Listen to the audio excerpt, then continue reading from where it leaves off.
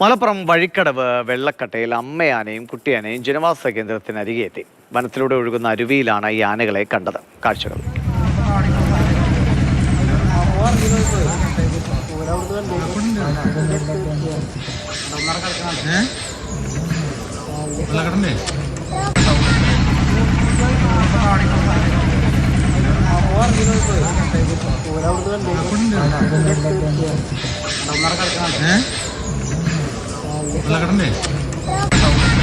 അരുൺ, അമൃതാതുണ്ട്. അരുൺ, അങ്ങനെ ആനയെ തുരത്തേണ്ട ആവശ്യമുണ്ടോ? സ്വാഭാവികമായിട്ട് അതങ്ങ് തിരികെ കാട്ടിലേക്ക് പൊക്കോളൂ.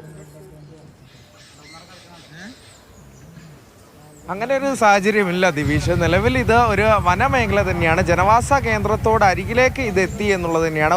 കുറച്ച് ദിവസങ്ങളായി ഈ പ്രദേശത്തൊക്കെയായി ഈ രണ്ട് ആനകളെയും കാണുന്നതായി തന്നെയാണ് നാട്ടുകാർ പറയുന്നത്. ഇന്ന് കുറെ കൂടി ഈ അരുവിയോട് സമീപമുള്ള ജനവാസ കേന്ദ്രത്തിന് അരികെ തന്നെ ആൾവാസമുള്ള സ്ഥലത്ത് തന്നെ ആന എത്തി. ഈ രാവിലെയൊക്കെ ഈ ആളുകളൊക്കെ ഈ ആനയെ കാണാനായി അവിടെ കൂടി നിൽക്കുന്നതൊക്കെ നമുക്ക് ദൃശ്യങ്ങളിൽ കാണാൻ സാധിക്കുന്നുണ്ട്. അപ്പോൾ ഈ കുറച്ച് ദിവസങ്ങളായി ആന അവിടെയുണ്ട്. ഇതുവരെയും അത്തരത്തിലുള്ള അക്രമാസക്തരല്ല ആന. ഇതുവരെ അത്തരത്തിലുള്ള ഒരു സംഭവം ഉണ്ടായിട്ടില്ല എന്നുള്ളത് തന്നെയാണ് നാട്ടുകാർ പറയുന്നത്. എന്തായാലും ഈ പ്രദേശങ്ങളിൽ സ്ഥിരമായി ആനയെ കാണാറുണ്ട്. ഇത് ജനവാസ കേന്ദ്രത്തിന് അരികിലേക്ക് ഈ അടുത്ത കാലത്തൊന്നും ഇങ്ങനെ ആന വന്നിട്ടില്ല എന്നാണ് അവർ പറയുന്നത്.